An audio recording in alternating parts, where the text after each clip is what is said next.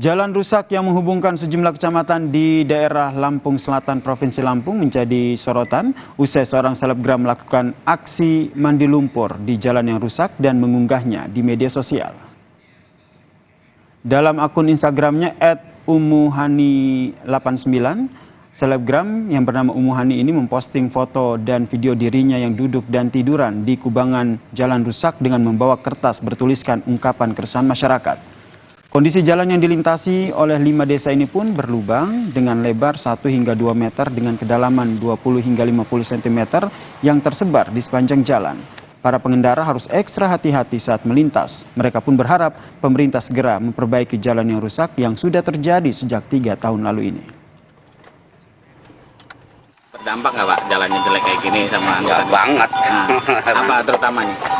Ya di ban lah, istilahnya kan di ban, di kendaraan juga ya cepat rusak. Di ban ya kalau hujan kan licin, mater-mater, di ban kan cepat tipis.